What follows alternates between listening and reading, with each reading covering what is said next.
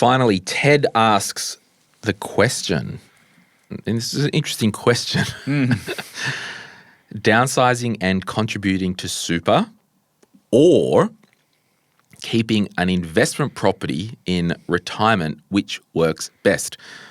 Let's just, before we go to Ted's question, and this is what maybe triggered me, the D word. When we talk in the financial world, if people say downsizing or potentially the downsizer contribution, that triggers that thought of PPOR, sell, put money to super, extra $300K per person above all the caps. Just explain, probably a bit clearer than my brief summary, what the downsizer contribution is and how it works. And then we'll swing back around and say why we might be confused or Ted might be confused, and we'll have a chat about it. Yeah, so just very briefly, trying to cover off as clear foundation as possible. We just talked about concessionals, so it's putting into money in super and saving on tax. There's non-concessionals where you voluntarily put money into super, and in addition to that, there's called a downsizer contribution where you're allowed to put, as long as you meet 3 criteria, over the age of 55, you've sold a house that you have lived in for a period of time, and you've owned that property for over 10 years, you have 90 days to put up to $300,000 per person tax-free into super. There is no age limit other than you have to be over 55, but it's okay if you're 56 or 86 or 96, you can still do a downsizer contribution. 300,000 is the cap, but you can do anywhere from 0 to 300,000. And doing a downsizer doesn't stop you or make you ineligible for doing either of the other two that I'd mentioned before. You can do them in coordination. Question on that. If a couple downsized, they sold a property for $1 million and they wanted to move to a villa somewhere in a regional centre for $400,000. They'd capped out all their other super. We can each put, they'd own the house and lived in it over a 10-year period. And that's an interesting, you don't have to live in it for 10 years straight. You just have to have owned the property for 10 years at least and lived in it. And lived in it for a portion of time, correct. Yeah. Do we know the actual portion? I don't. There's not a clear answer of 40 days or 60 days. Right. It's proved that it was a principal place of residence you'd had for a called it period home of for time. a period of time. Okay. So if it's been rented out forever, it's probably hard to. But if you lived in there for a week or a month or 6 months, then you've lived in it. So this house they sold for $1 million. It was in joint names. One of the couples was 55, so they put the $300,000 in as a downsizer. As a downsizer contribution. Can the person that's a year younger at 54 put the $300 in because they're attached to the house and their spouse is over 55? Unfortunately not, no. Okay, so this is where in these situations, step back and do a little bit of planning. If we are going to sell this, we think on balance it might be worth waiting an extra year. That's an option. So how to fix that? Wait an extra year, or the younger spouse can still do a non-concessional of up to 360. Now you've said they've capped it out, but let's say they hadn't. Or the older spouse can also still do a 300 downsizer and a 300,000 non-concessional. So it's not the end of the world. So either plan and delay it by 6 months, or consider an alternate and matter. And that also, picking up and running with that, if I've got a 62-year-old and a 56-year-old, they could both do the downsizer, but depending upon their strategy, it may actually be beneficial that the older individual does the downsize for 300 and does the non-concessional.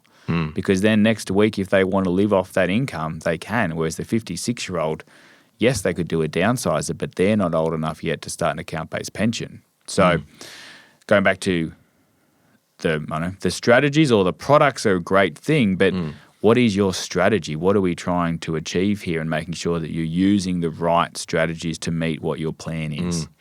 So back to Ted's question, when he said downsizing and contributing to super, one thing, or keeping an investment property in retirement, which works best? Okay, maybe he's thinking, I just want to say one thing. There was someone in the Facebook group, they had asked multiple questions.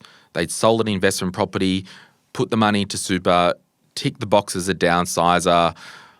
You can't sell an investment property and use this $300K per person gateway to put extra money into super. If you've never lived in it, If you've never lived in it, you can't do it. It's an investment property. Yeah. And this person made a mistake, put the money in. The super fund will not be able to change that once you've done the declaration and it's royally effed. So I just want to say that loud and clear. But I think the more we look at this, downsizing and contributing super or keeping investment property in retirement, I was thinking they had an investment property. I agree. I think they're now saying maybe there must be other money there. Like keep the property as an investment and buy something else. I think sell it and buy an investment property. The way I'm going to answer this question that may or may not be asked is, I'm not downsizing my home. I'm Ted, or I'm the version of Ted. I've got $200,000 in super and I've got investment property worth $600,000. And I'm 65, I don't want to retire. Do I retire and keep my $200,000 of super and the rental property, and is that my best retirement, and have the rent coming in plus a bit of super, and will that meet my needs? Or am I better off selling the investment property for $600,000, putting that into super and now having $800,000? Ted would need a partner to be able to put that much money in, but what's going to get me a better retirement? An investment property and a bit of super, or a larger amount of super? Well, from a tax perspective and liquidity perspective and flexibility perspective, super all day long. All day, yeah. Yeah, I don't know. We just don't know enough information. Downsizing to super or keeping an investment property in retirement. So I will say, if you've got an investment property and you've got your own principal place of residence, you can sell that and put money into super as non-concessional and bring forward. That's fine. You just can't use the downsizer contribution. No, so back to that. And maybe maybe he's not talking about downsizing contribution, but more of a physical, we're downsizing. Or simplifying affairs. And it goes back to the IAGs or Telstra shares that in my retirement, do I want to have one investment property, 3 little shares hanging around and 2 different super funds for $100,000 each? Or do I consolidate all of that, move it into one super fund, sell my investment property, tidy up the shares, put that in? Maybe, again, if I've got $200,000 or $300,000 in super, that investment property might have a capital gain. But if I'm selling that at 65 when I've retired, I can use a carry forward contribution and probably reduce or eliminate a lot of that gain. Then it's around what's a better investment, a rental property versus your super. There's no right or wrong answer there, and a somewhat personal preference. But remember that your super doesn't equal the share market. No. You can pick and decide what your super's invested in. But the point you raised there around which is going to be more tax efficient, superannuation is going to be 0% tax the rest of your life on the income and the capital gains and what you withdraw, whereas the rental property, you might end up paying tax on the rent, you might end up paying capital gains. If you pass that rental property on to your kids, they're going to pay capital gains on the rental property.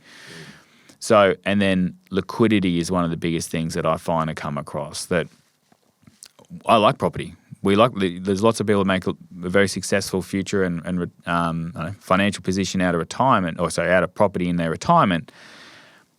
But if I'm going back to the example I spoke about before, that client I helped, properties and potentially residential properties don't always generate the best cash flow.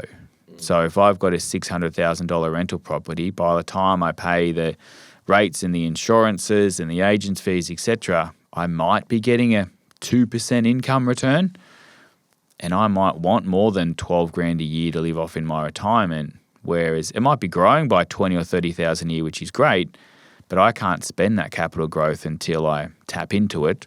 So often we find that property might be a great way to build my wealth towards retirement, but often it's let's review this, and do I sell one to clear some debt? Do I sell one to open up some liquidity? Perhaps I've got 3 and I keep 1 or 2 in retirement, but often unless I have substantial other liquid assets, it's probably looking to sell at least one to simplify things. And this is such a great example to kind of finish on and promote the value of financial advice that's personal to someone's situation, because Ted's asked the question, which is one sentence and says what works best. I've written down a whole heap of things that we would need to know to start to analyse it. Yeah. So the first one, your assets. What have you got in super, outside super? What's the investment property worth? Is there any debt on it? Do you have an investment property? What's the home value? Is there a mortgage on it? What's your age? Do you have a spouse? What's their age? What's their income? What's your income? Do you have kids? Do you have grandkids? What's your health like? And then this kind of all goes back to these two questions, Ted. Number one, what do you want to do? Like, just what do you want to do? What are you thinking? And why? And that feeds into, well, what are your goals in retirement for your lifestyle?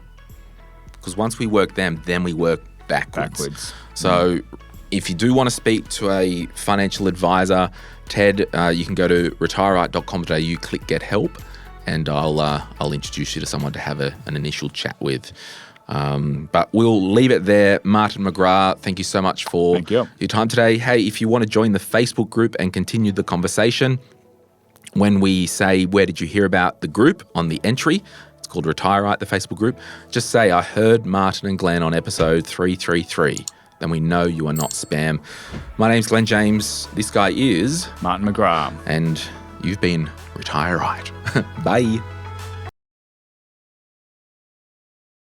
Hey, it's Glen here. Thank you so much for watching today's video. You made it to the end. Can I ask a favor? Can you hit that like button and maybe hit subscribe if you want to get notified when we release further videos just like this one, whether you watch the Money, Money, Money podcast or Retire Right. And remember, if you want to learn more about investing, I've got an investing book, The Quick Start Guide to Investing, and there's a link in the description to get your hands on a copy. Thank you so much. Bye.